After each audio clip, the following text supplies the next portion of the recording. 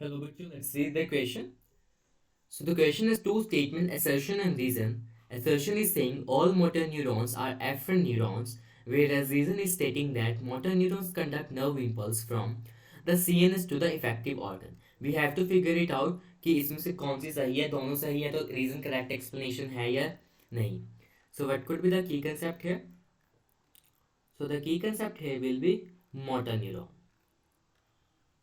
Motor neuron.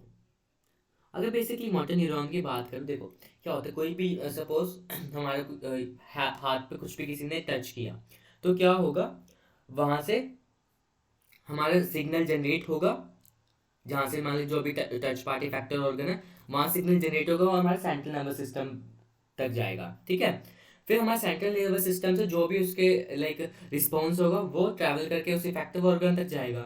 सो motor neuron कैसे होते हैं, these are in different in nature.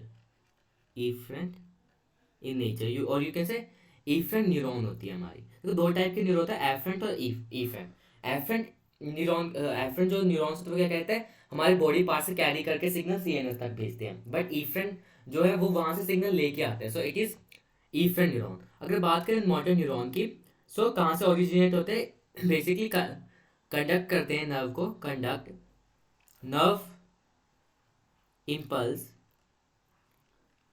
From, कहाँ से, central nervous system. CNS is what, central nervous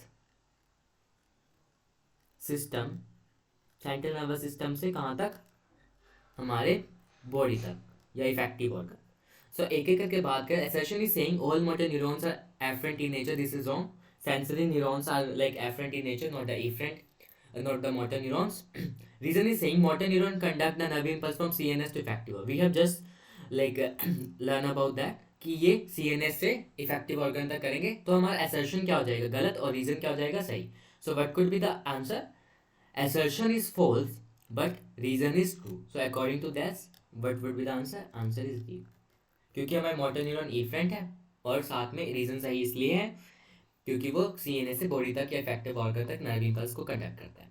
hope you understood that. Best of luck.